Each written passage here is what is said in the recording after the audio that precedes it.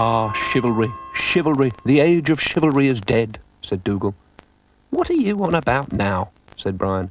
In days of old, when dogs were bold, said Dougal, and would fight the good fight for their lady. Even if she wasn't that interested, said Brian. Those were the days when a dog was a dog. When you could slay a dragon, swim a moat, climb a mountain, rescue a damsel in distress, and still be home in time for tea, said Dougal. Yes, and have all your shirts ironed, no doubt. Shut up, said Dougal, you turgid tapeworm. Snails weren't even invented then. Hello, said Florence. Are we going then, or what? Sorry about that, said Zebedee. Just finishing my tea. Oh, no hurry, said Florence, not wanting to spoil his digestion. Dum-de-dum-de-dum, said Florence, humming.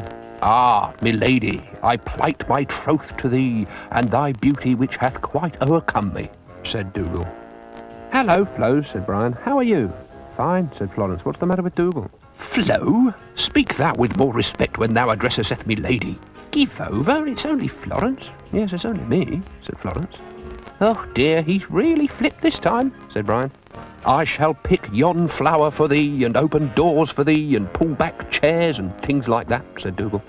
And then completely ignore her and eat all her sweets, I know, said Brian. Well, I'm not polishing your armour.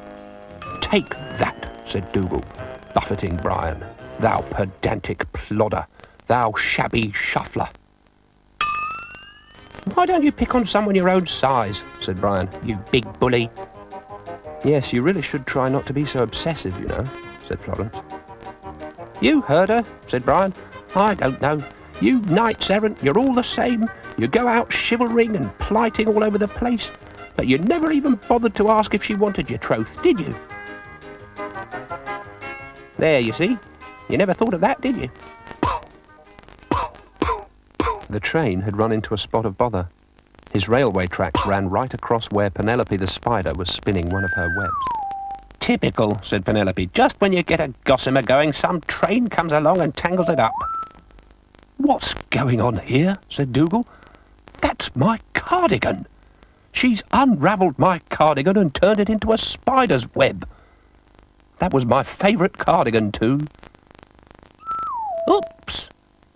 You, madam, have taken liberties with my woolens, said Dougal, indignantly.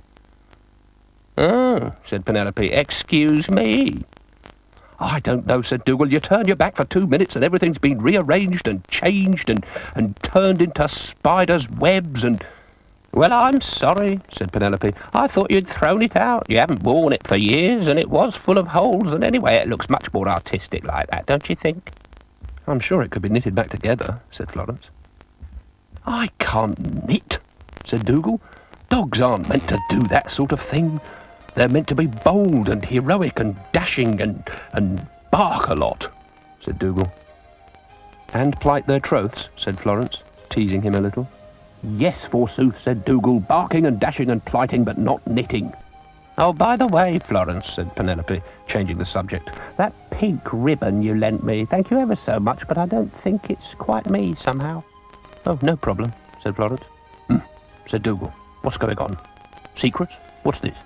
Oh, it's just a pink ribbon, said Florence. Stop changing the subject, said Dougal. We were talking cardigans. And making fools of themselves, said Brian. Dogs do a lot of that. Oh, I'm sorry, said Penelope. I forgot about you. Don't worry about it, said the train. Cardigans are for wimps anyway.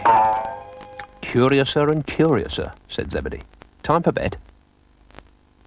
See you tomorrow, said Florence. Phew, this chivalry's hard work, said Dougal.